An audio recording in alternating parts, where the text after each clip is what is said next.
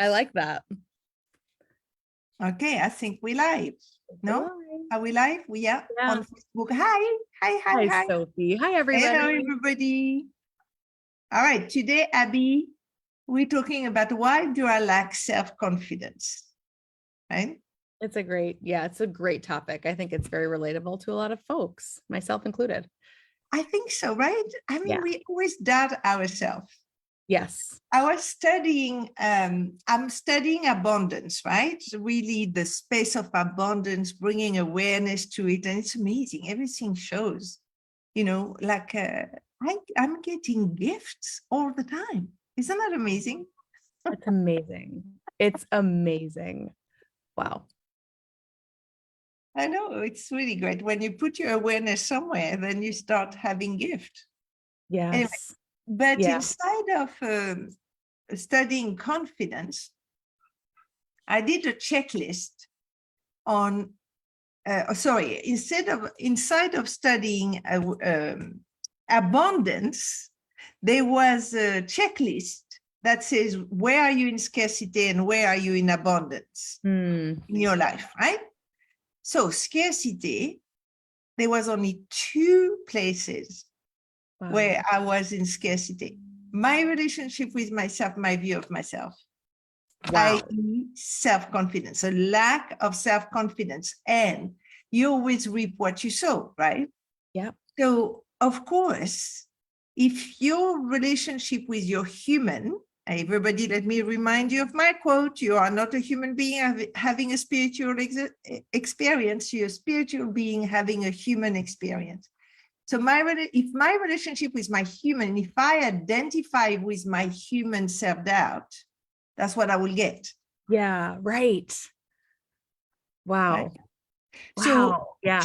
To work on self-confidence, you need to work both horizontally with your human and vertically with your alignment with your soul. Right? I love that. Okay, so the soul incarnate in the human, and the human has 2 minds, right? One that is connected to the soul. So then you awake and you are in the abundance of the universe. And one that is disconnected from your soul, that is in survival, and then you identify with your human. Wow. So I think if you want confidence, you need to first look at the decision you made in the past and also at the conversation that were floating around you as a child. Oh, that's a great place to look. Yeah. So my main conversation in my home as a child was, you must not be pretentious.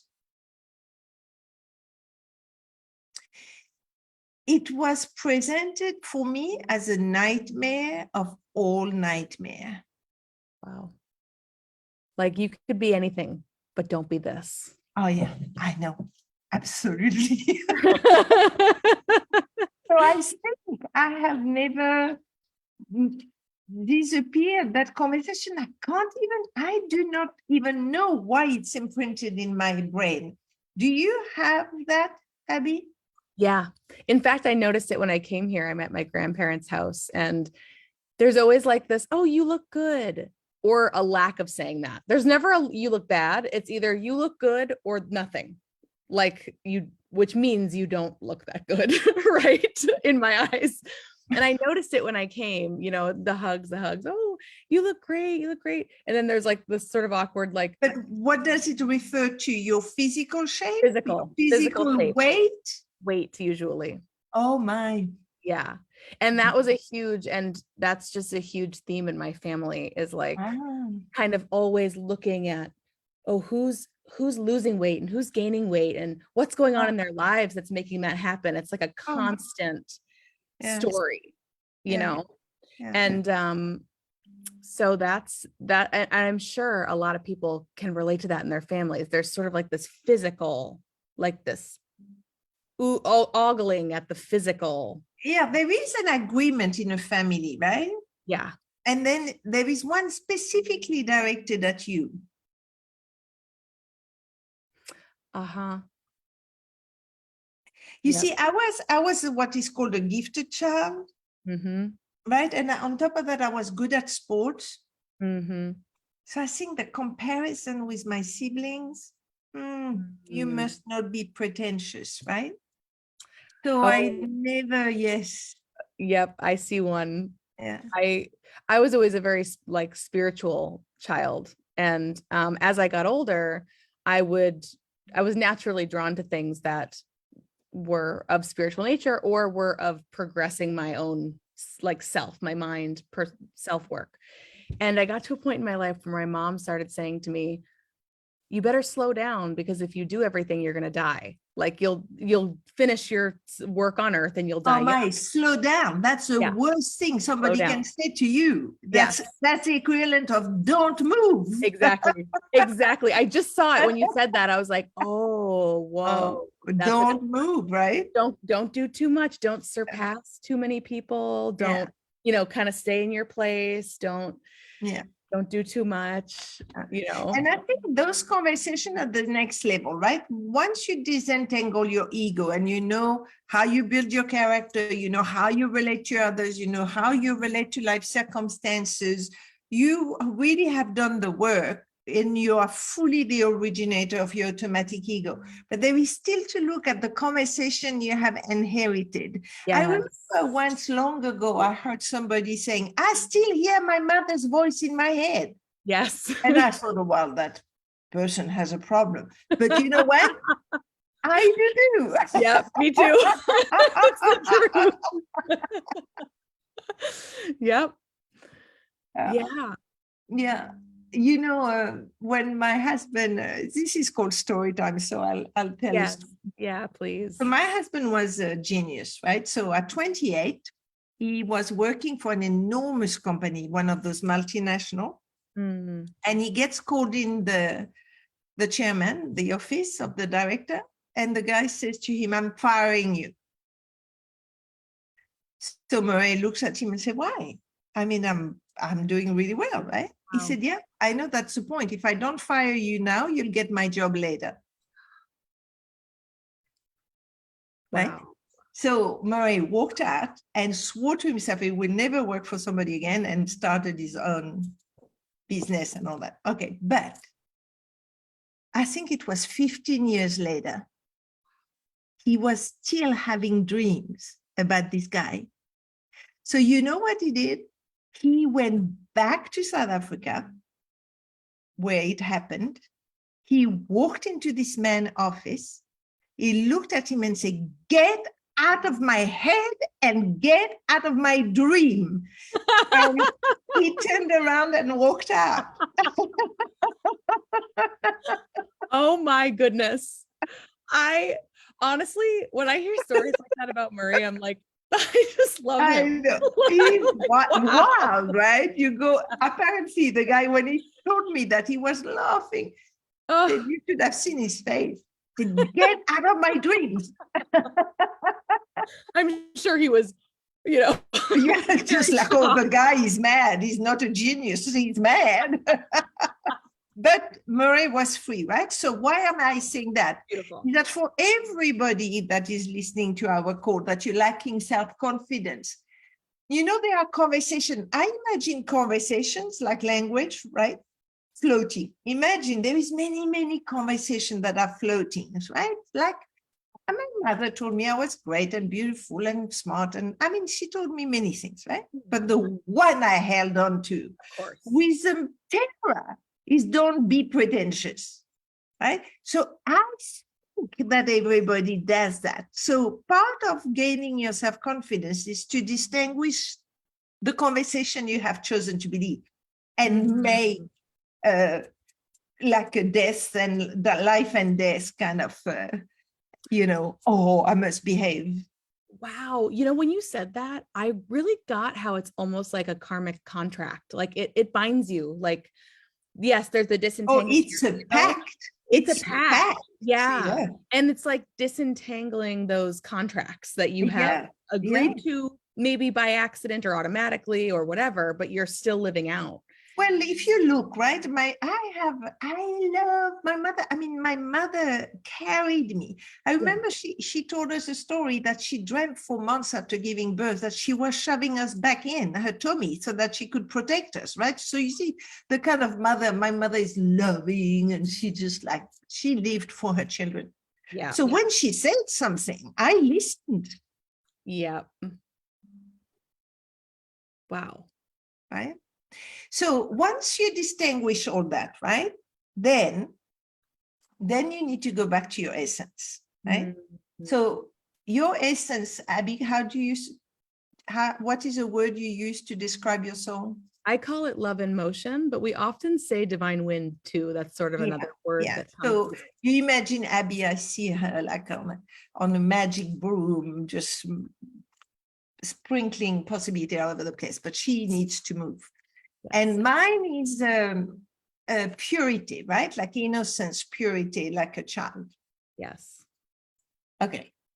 Now, the question is then, right? If my soul chose to incarnate in my human, what does my soul wants to do? What does my soul wants to experience? And if I relate to myself as purity and innocence, I love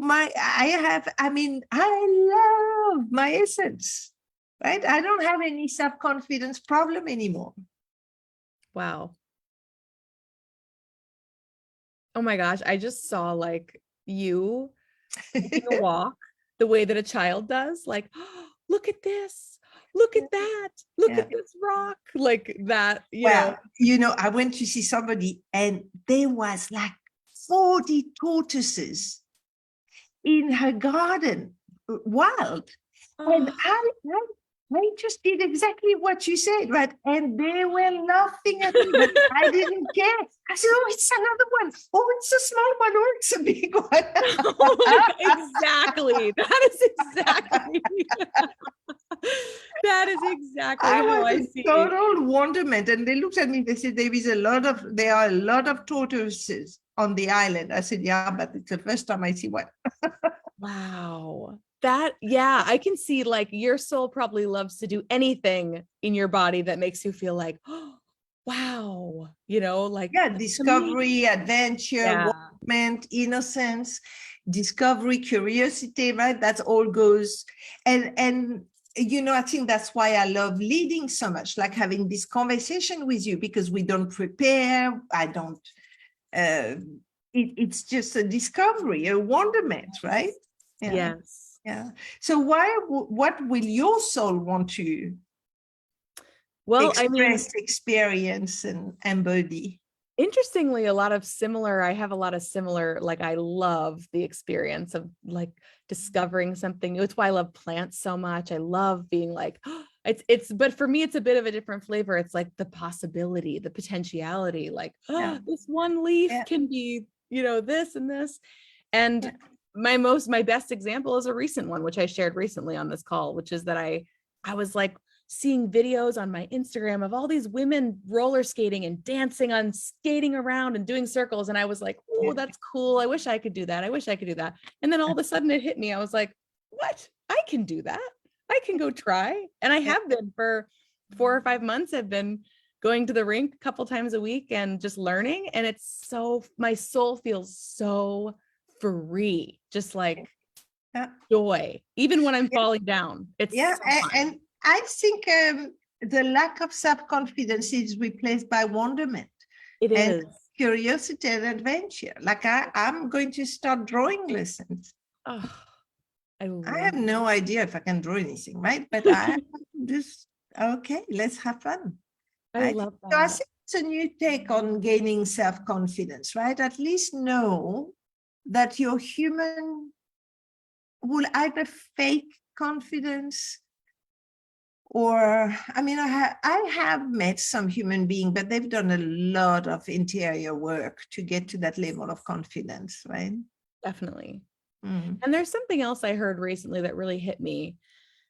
you know, I think a lot of us are indoctrinated with this idea. Again, it's a cultural conversation, right? Like, get fit, eat healthy, do this, do that. There's a sort of a militaristic, this is a right way and this is a wrong way to do things. And I heard Yeah, someone there is always a say, right or wrong, a good or bad, a should or shouldn't, right? yes, and then you're judging yourself constantly about what you're eating, what you, how you're moving, what you, and it's just like this constant inner judgment. And I heard someone say recently, and it really hit me.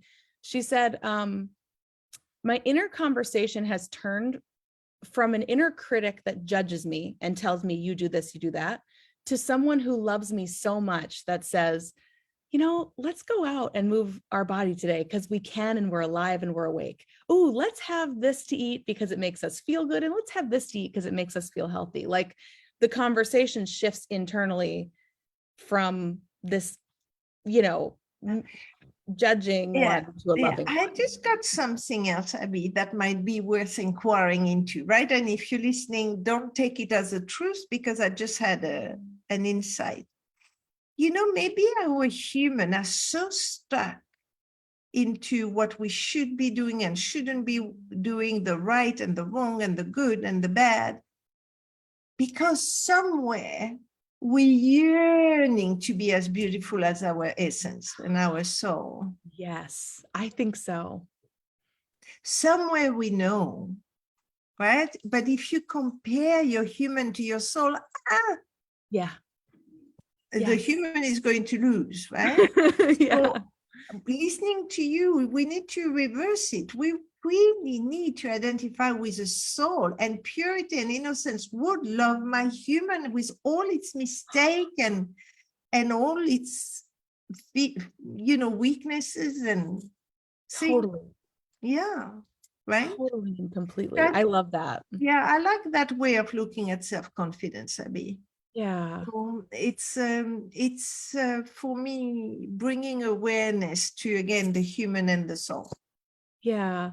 And I hear a space in it of practicing. Like it's just, we have long indoctrinated conversations. So just like awareness, just as you speak about awareness needs to be practiced, this is another facet of awareness being practiced. Like we shift our attention to a different way of talking to ourselves, or we go do that thing that feels really scary, but maybe our soul is going to love it. And we just keep going and keep doing it until we feel it. You know, I think there's there's practice in it. Yeah, I just wish everybody had an experience of the essence. I was thinking, can we get an experience of our essence without doing the disentanglement of the ego? I don't know. Anyway, it's worth thinking about. If we Yeah. could do a 4-session seminar for people to get an experience of the essence, but I think it won't be as profound. Anyway, we'll think about That's a really good question. Yeah, Mm. we'll definitely talk about that more because that's a great question. Okay, everybody. Well, do you want to look if there is a question coming? I And will. everybody, if you have a question or you want to comment, please, please, please don't hesitate, or like or unlike what we're doing. Otherwise, we don't know if you like it or not. That is very true. Okay, let's see. I don't see any comments here. Okay, good. But yeah, you're always welcome to comment if you see this later in a replay. All right, everybody, we'll talk to you next week. And for the people that are in my course, don't forget 5 p.m. Eastern Standard Time, session number 2. Yes, I'm so excited. Oh, and don't we have the free coaching call on Thursday? Yes, we do, everyone. This Thursday, we have the monthly free coaching and mentoring call. So Sophie, this is an amazing call. I'll put the link underneath. If you're not signed up for it, please sign up and join us. It's literally an hour of time put aside where you can just bring whatever's happening in your world. And Sophie is just coaching or mentoring you through whatever's happening right now in your world. And everyone can always relate to everyone else's share. It's a really special space. It's so intimate and so authentic. I really invite you to come and chat with us. It's a conversation like you imagine. It's 2:00 in the morning after a big party. Most people left and you left with your best besties and you have another glass of wine and then you start talking. Exactly. That's Really exactly. authentically. That's how it feels for me, those calls. Me too. That's a Yeah. great description of it. It feels just like that. All right, everybody. Bye-bye. Bye-bye. Bye, Bye-bye. everyone. Have a great week. Bye.